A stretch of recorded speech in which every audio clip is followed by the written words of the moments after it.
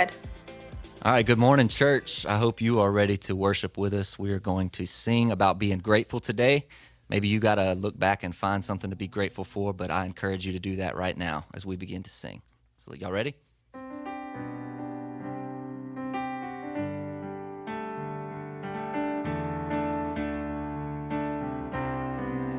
This is a day that you have made. Whatever comes, I won't complain. For all my hope is in your name, and now your joy awaits my praise. I give thanks for all you have done, and I will sing of your mercy and your love. Your love is unfailing. Lord, I am grateful.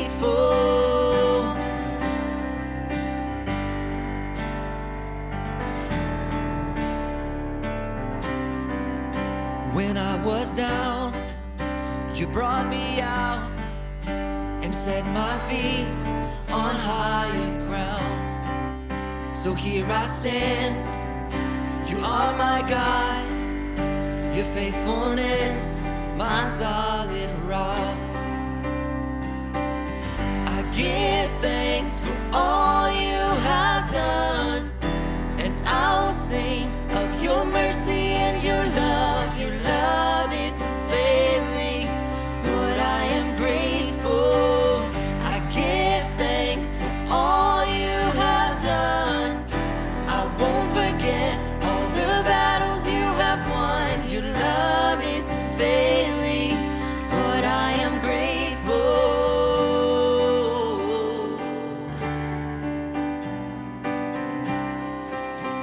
Come on, let's sing this next part out. And as we lift our hands, the heavens open, heavens open. So let our lives declare the love our God has spoken over us. And as we lift our hands, the heavens open, heavens open. So let our lives declare the love our God has spoken over us.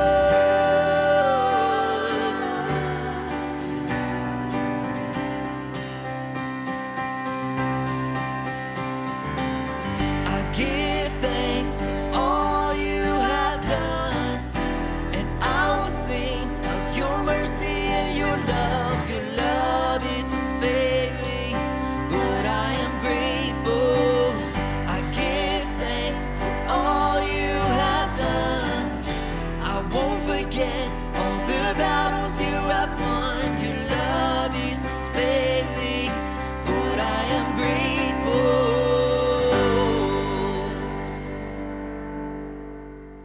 God, we worship you. You ready to have some fun today? I'm gonna do a little fun song for y'all. I was lost with a broken heart. You picked me up, now I'm set apart. From the ash I am born again, forever safe in the Savior's hands. And you are more than my words could say.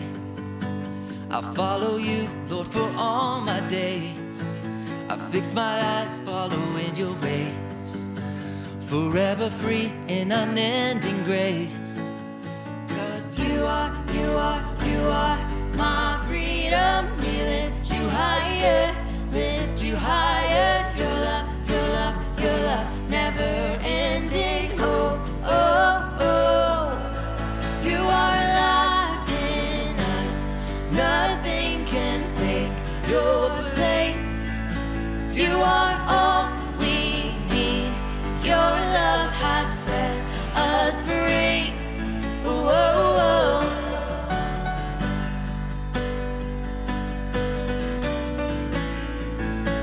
And in the midst of the darkest night, let your love be the shining light, breaking chains that were holding me. You sent your son down and set me free. Everything of this world will fade. I'm pressing on till I see your face.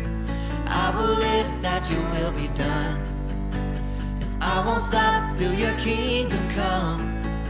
'Cause you are my freedom. We lift you higher, lift you higher. Your love, your love, your love, never ending. Oh, oh, oh. You are alive in us.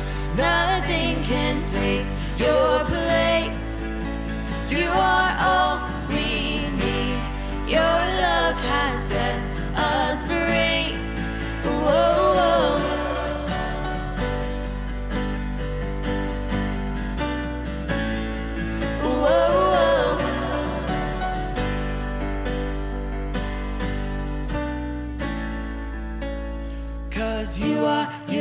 You are my freedom. We lift you higher, lift you higher. Your love, your love, your love, never ending. Oh, oh, oh.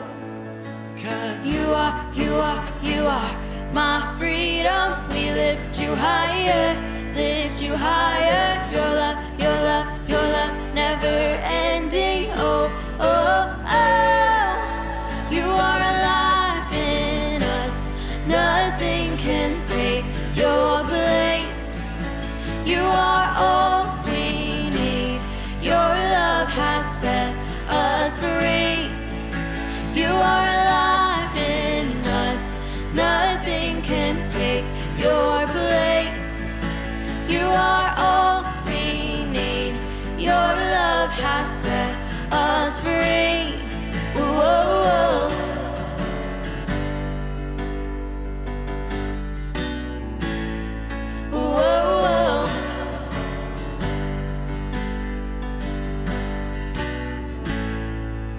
And maybe you're having a hard time right now with knowing who to trust, knowing which media outlet to trust.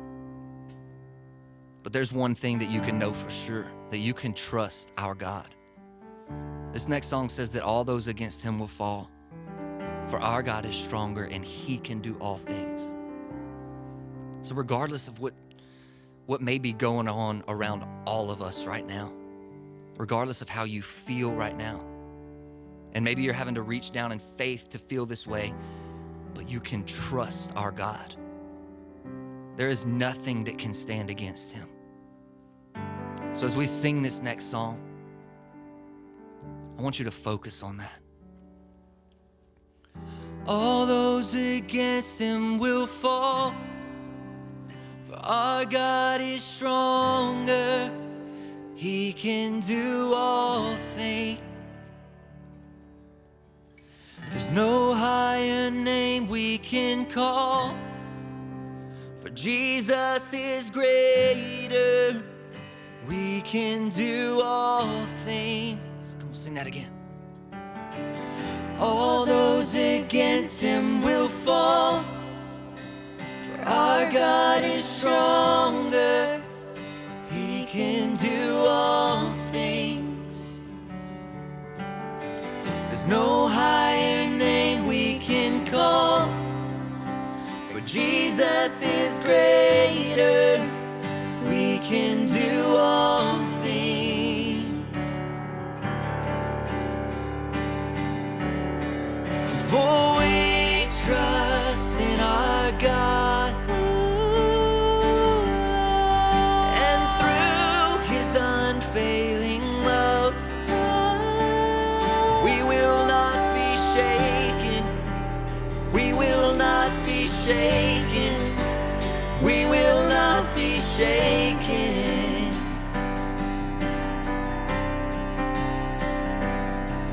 For we trust in our God, and through his unfailing love, we will not be shaken. We will not be shaken. We will not be shaken. Let's sing that one more time. For we trust in our God, and through His unfailing love, we will not be shaken. We will not be shaken. We will not be shaken. I love you, Lord. Oh, your mercy never fails me. All my days I've been held in your hands. From the moment that I wake up until I lay my head, I will sing of the goodness of God. Sing this out all my life. And all my life you have been faithful. And all my life you have been so, so good. With every breath that I am able, I will sing of the goodness of God. I love your voice. You have led me through the fire and darkest night. You were close like no other. I've known you as a father. I've known you as a friend. And I have lived in the goodness of God. And all my life you have been faithful. And all my life you have been so, so good. With every breath that I am able, I will sing of the goodness of God. 'Cause your goodness is running after, it's running after me. Your goodness is running after, it's running after me. With my life laid down, I'm surrendered now. I give you everything. Your goodness is running after, it's running after me. Your goodness is running after, it's running after me. Your goodness is running after, it's running after me. With my life laid down, I'm surrendered now. I give you everything. Yeah. Your goodness is running after, it's running after me. All my life, and all my life you have been faithful. Yes, you have, Jesus. And all my life you have been so, so good. With every breath that I am able, I will sing of the goodness of God. All my life, all my life, and all my life you have been faithful. And all my life you have been so, so good. Yeah. With every breath that I am able, I will sing of the goodness of God. I will sing of the goodness of God. Oh, I will sing of the goodness of God.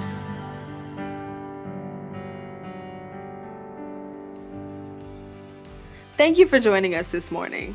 If you're visiting with us for the first time, then be sure to fill out a Connect card. You can find it on our website at cotk.us under the Connect tab, or you can click the link in the description on this video. If you plan on giving today, you can give on our app, or you can text COTKLC to 77977. We want to thank you so much for your generosity and for helping us continue to fulfill our mission of reaching people and building lives. Now it's time for the message. Pastor Todd is starting a new series called Different, so grab your Bibles, grab something to take notes, and get ready. Hey guys, it's great to be back with you. Excited for what's going on. I know it sounds like odd maybe to say that because of the season that we're in. We're not able to connect in person, but I'm really enjoying connecting with people and hope that you're connecting, even though it may be via Zoom or a phone call, that we're connecting. And my heart is that we can, even though we're maybe at home more than ever and apart more than we ever have been, that we can still grow together more than we ever have been. And so my prayer is that we take this season and we connect with God and we connect with each other. And today we're starting a new sermon series.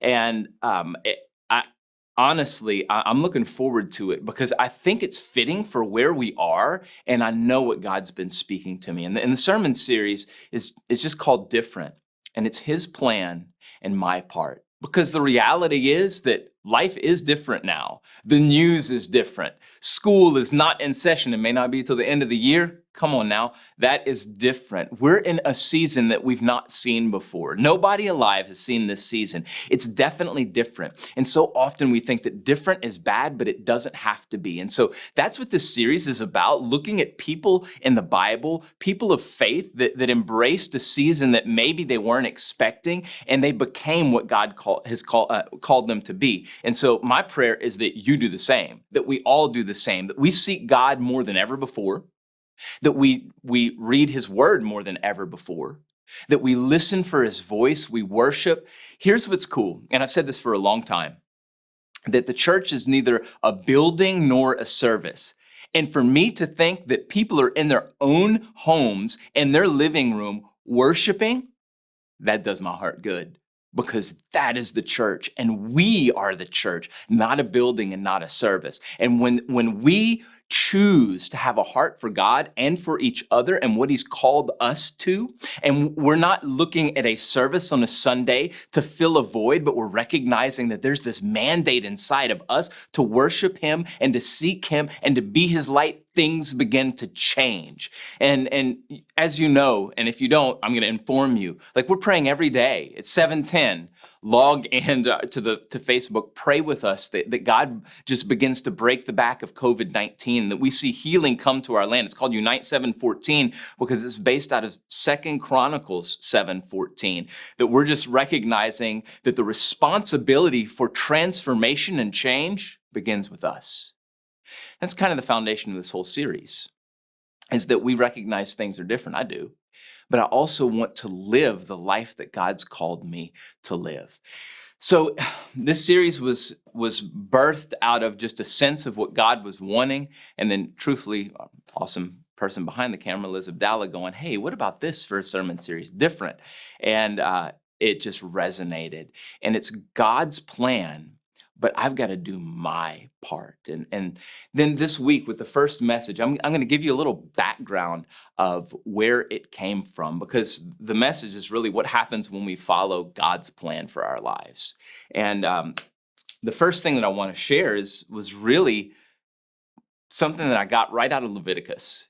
And Leviticus is an interesting book. It's all the Old Testament law concerning everything from ceremonial religious life and the tabernacle and temple to life as part of a nation of Israel with God as its head.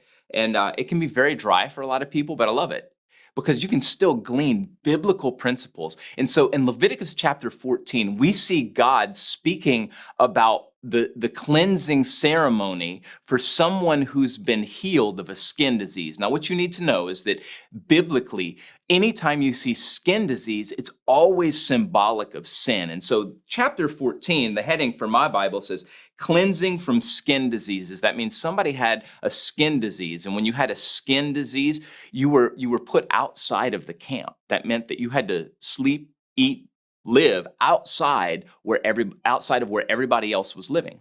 And so when you're healed from that, there was a whole ceremony that was really involved, and you can read that in the first the first few verses of chapter 14, first 7 verses, but I want to pick it up at verse 8 because I really think that God just gave me a nugget that is for us, that when we turn from our sin, back to 2 Chronicles 7:14, and we trust God with the purpose and plan for which he created us, it's fitting here. So it says the person, verse 8, the person being purified must then wash their clothes, shave off all of their hair, and bathe themselves in water. Then they will be ceremonially clean and may return to the camp. So if you were cleansed from a skin disease, you had to, man, this is kind of crazy. They had to wash all their clothes. Okay, totally get that. Shave off all their hair and then bathe in water. Like you had to shave with a razor, straight razor, your hair. Then they'll be clean. However, they must remain outside their tents for 7 days. So they were allowed back into the camp, but they couldn't go into their tent for 7 days. On the 7th day, they must again shave all the hair from their heads, including the hair of the beard and eyebrows. They must also wash their clothes and bathe themselves in water. Then they will be ceremonially clean. And here's what really struck me, and it was kind of comical, at least for me in that moment. They had to shave, so they're clean, they're cleansed. The priest says they go through the ceremony, and yes, you were healed from your skin disease. You're allowed back inside the camp, but first you got to shave your head. And then you can't go in your tent for 7 days. And at the end of that 7 days, shave your head, shave your beard, wash your clothes, take a bath. Oh, and this is the clincher for me. Shave your eyebrows too. I don't know if you've ever met somebody who's shaved their head, their beard, and their eyebrows, but that's kind of different looking. And it really brings me to the first point that I want us to get about this whole series. And really what I'm speaking about today, when we follow God's plan, here it is. We look different.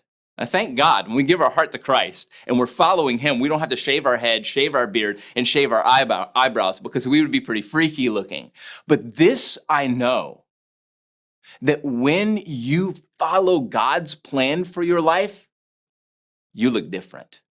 And it may not be a freaky, weird thing. It's not. It's usually a pretty amazing thing. When we look at people through the Bible, the men and women, the heroes of the faith, we look at Noah. Man, he definitely looked a little different up in his ark. Abraham with Isaac on an altar, that seemed crazy, and yet God showed up. David with Goliath, this was just a teenage kid facing a giant. People probably thought he was nuts. That looked a lot different, and yet God showed up. Rahab, who was a prostitute, and yet she became the salvation for the spies that went into Jericho and opened up the door for the nation of Israel to come into the place of promise. She looked a lot different, didn't she?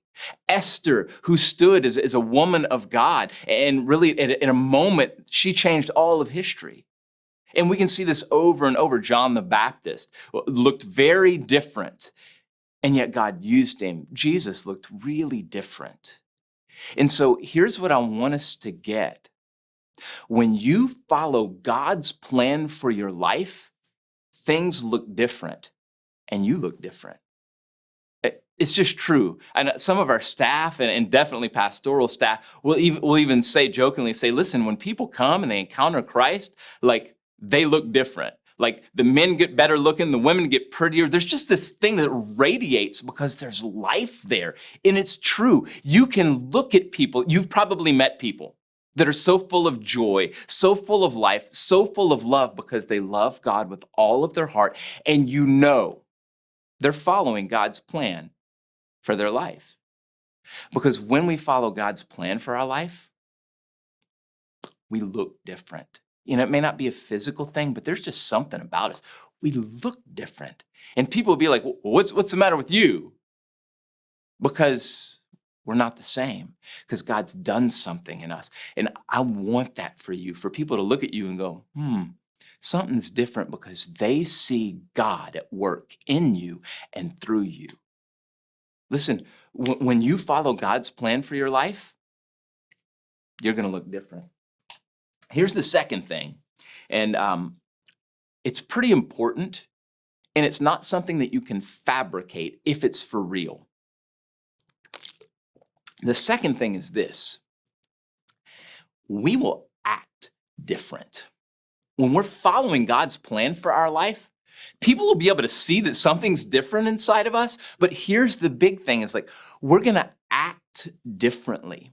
We're not going to let our circumstances dictate our attitude or our actions, because our actions are founded on something way deeper than what's going on around us. It's just true. Like when we follow God's plan for our life, we act differently. I mean, I've seen a lot of people try to fake it till they make it. And I get that. Like there's times where you're gonna like have to do what you know you need to do because you want to be at the place that God's called you to be. But when you know you're smack dab already in that place, you will act out of faith rather than anything else around you. You're not gonna act out of fear or doubt or worry, anxiety, because you know you're right where you're supposed to be. And my prayer for you is that you can walk and that we can walk daily in the place that God's called us to be. Because when you're right in the middle of His plan for you, you're going to act differently than the world around you because you're acting with faith in God. And the person I want to look at this week is Joseph. This is what God laid on my heart, just the life of Joseph. I'm just going to hit highlights. Many of you have probably seen the movie, The Prince of Egypt. You may know the story of Joseph, but the reality is that Joseph was the favorite son of his dad. And he was hated by his brothers. Joseph was a dreamer, but God was with him. God put dreams in his heart that were going to be revealed later. And if you read, and actually it all starts in Genesis chapter 37, where Joseph has dreams. God's speaking to him. So here's my question to you. Is God speaking to you? What's He showing you? What's He speaking to you? Do you have questions about what God has for you? So, okay, here's my plug right now. Why don't you share, maybe with some select people, like what God's showing you, some godly people that can help be an anchor in your heart and your life and encourage you in that. If you got questions about like, what do I have? Like, I'm not sure about what God has for me. If you have questions about the Bible, can I just encourage you? Ask somebody who might be able to help you. Can I just say this? That I have a Facebook and I have Messenger. Pastor Josh has a Facebook, has Messenger. Pastor Chris has Facebook, has Messenger. You know what? The church has a Facebook. Ask the questions. We live to answer those questions because it is our heart to see you fulfill the calling and the dream that God's given you. Because when you follow His plan, you're going to look different than everybody else. There's going to be something about you because God's at work leading you. The second thing is that you will act differently. And sometimes we hesitate because we're not sure. Reach out. And Joseph, he shared with his dad and with his brothers the dream that God was giving him. And it wasn't super clear. And he got rebuked by both of them. And if you know the story, and I encourage you to read chapters 37 through 50 in the book of Genesis, it's all about the life of Joseph, and it's a powerful one. Today, I'm just hitting the highlights. But Joseph had this dream where his brothers were going to bow down before him, and he shared it. And it was symbolic, and he shared this dream where basically his brothers were bowing before him, and his brothers took offense. They took offense with the dream. More than that, they took offense with the fact that Joseph was their daddy's favorite. And their offense turned into bitterness. Their bitterness turned into hatred. And that hatred led them to the place where they were plotting to kill their own brother. Can I just say, the same is true for us. If we allow those seeds of unforgiveness and offense to fester, they're going to bring us to the place of death too. Maybe not physically killing someone, but they'll deal with us as well. His brothers were ate up with it. And so one day, Joseph's on an errand for his dad, and his brothers see him coming from afar. And they begin to make fun of him, like, here comes the dreamer. And guy says, we're going to bow down to him. And one of them flippantly says, we should just basically kill him. And they hatch this plan to do exactly that. In the end, they don't kill him. They throw him into a pit. And then they see some traders coming by on their way to Egypt. And they decide to sell their brother into slavery. And they sell Joseph into slavery. And in Genesis 39, we see that he's been bought by an official that works for the king of Egypt, for Pharaoh. And Joseph has become, now he's gone from being the favored son, but the hated brother, to a slave. His circumstances have completely changed. But it says this, it says in verses 1 and 2, when Joseph was taken to Egypt by the Ishmaelite traders, he was purchased by Potiphar, an Egyptian officer. Potiphar was captain of the guard for Pharaoh, the king of Egypt. And then verse 2, it's so powerful, and I want us to get the power of it. The Lord was with Joseph, so he succeeded in everything he did as he served in the home of his Egyptian master. Joseph didn't allow his circumstances to dictate his attitude or his actions because God was with him. And clearly he knew it because he was in for a years long roller coaster ride of ups and downs. The father's favorite, hated by his brothers, rejected, outcast, sold into slavery, a slave in Egypt, and yet God was with him. And here's what we see throughout Joseph's life. Never did he complain, never. And then he's thrown into jail because Potiphar, his wife, tries to seduce Joseph, and Joseph refuses to have anything of it. He never turns his back on God and God's ways. He's choosing to live God's plan for his life in purity, even though he's in the middle of a really miserable situation as a slave. And he's falsely accused by a seductive wife, and he's thrown into prison. And yet he never, ever complains about it. In fact, in chapters 39 and 40, we see in chapter, Lord, where is it? I just went blank on it. It says when he's in prison. Oh, it says right here. Where is it? Oh, it says, before long, the warden put Joseph, in verse 22, put Joseph in charge of all the other prisoners and over everything that happened in the prison. The warden had no worries because Joseph took care of everything. The Lord was with him and caused everything he did to succeed.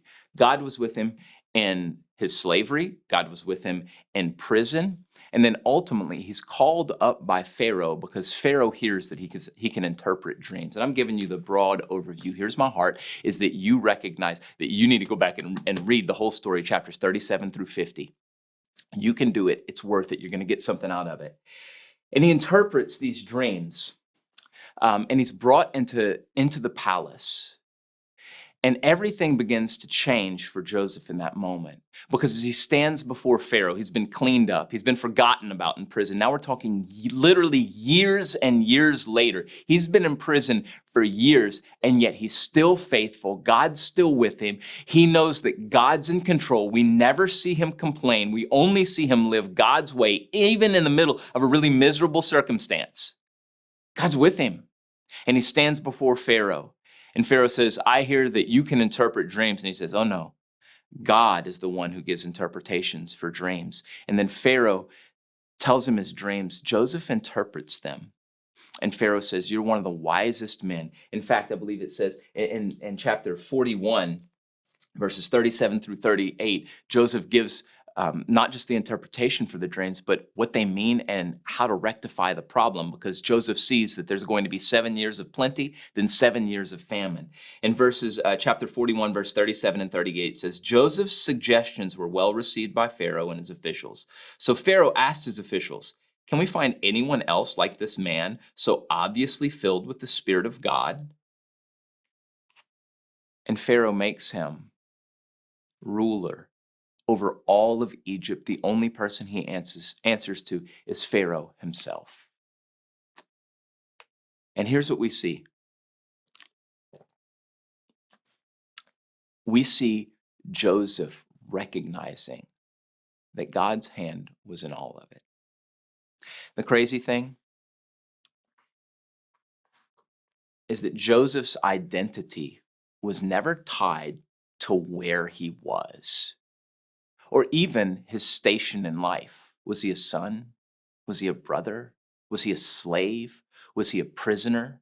Was he a powerful ruler? You know, the end of the story lets us see the last point that I want to make with you guys, and it's this, that when we follow God's plan for our life, we find out who we really are.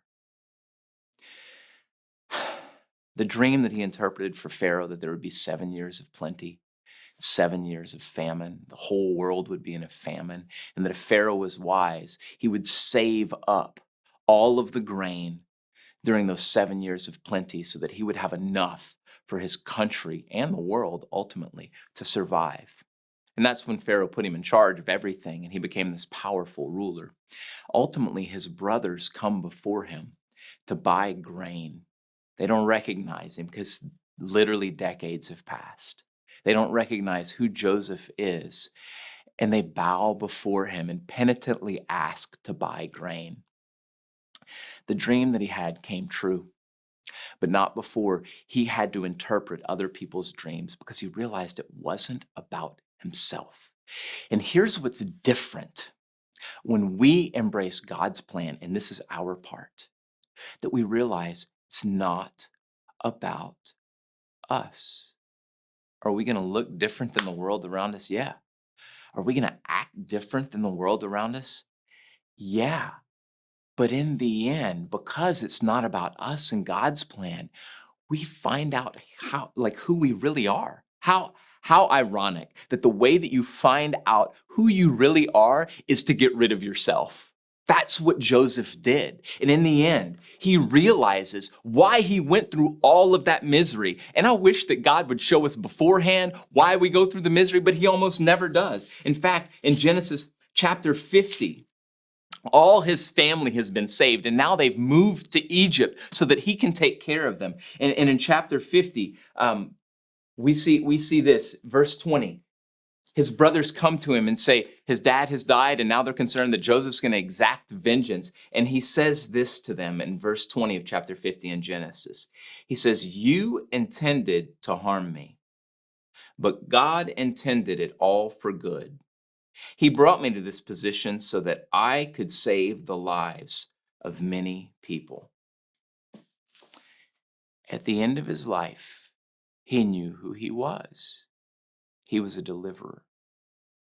And I would dare say this, if you read through the Bible, every great man and woman of God, though they had a different calling, though they may have done things differently, their actions and specifics may have been different, though they may have looked a little different, in the end, they all found out who they really were. And it's who we are and what God's calling us to be. Deliverers, light in the darkness, hope for the dying, life for those who are crushed and oppressed. Listen, you may look way different. Man, you may be covered in tattoos. You may be short. You may be tall. You may be bowed up. You may be wimpy. You may be an average guy. You may be black, white, Hispanic, Asian. It doesn't matter. None of that is of significance. What is of significance is what we recognize when we follow God's plan for our life. Yeah, we're going to look a little different. Yeah, we're going to act different than the world around us, but we'll find out who we really are. And it's usually in hindsight, but it's always for life and deliverance. I want you to get that. Our identity and our purpose are only found when we follow God with all of our heart. So here's my question for you. Who are you? Who are you? You can say, yeah, well, I'm different from you, Pastor. Yeah, no, you are. That's a blessing. That's not a curse. You're way different than me. I'm way different than the people that are closest to me, my wife, my kids, my parents, my friends, my church family. I'm different from all of them. But God wants to use you way more than he's even used me, because that's his heart, because his heart's for the broken, dying world. And in a season where we see death all around us, when we read it on the news, we watch it on TV, let me remind you, God's called us to be life. His plan.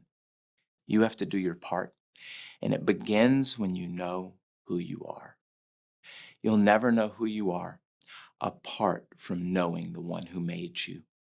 My prayer for you is that today that you can sense that God's speaking to you, that he's calling out to you, and that he's saying, you're mine. I made you. I know you. Trust me. How do you do that? Well, you yourself have to go from death to life. I know you're living and breathing and you're watching this video, but Jesus came so that he could breathe spiritual life into you. And if you're here and you can hear my voice, and you know that God's knocking on the door of your heart, maybe you need to surrender to him. How do you do that? It's really simple. You just ask. Say, God, I know I'm a sinner. Please forgive me. I want to live for you, Jesus. And I'm just going to pray. You can just pray with me if that's you. You can just pray something like this. Say, Dear Lord, I recognize my faults, my flaws, and my sin. I ask you to forgive me. Please forgive me for those, Father. I receive that. Lord, my life is yours. Jesus, I believe you took my punishment on that cross. I'm living for you now. In Jesus' name, amen. Listen, if you prayed that prayer, let me just say, that's so exciting and awesome. It's the beginning of a brand new life. My heart as a pastor is to help you grow in that. So, what do you do? Well, first of all, let us know. Reach out.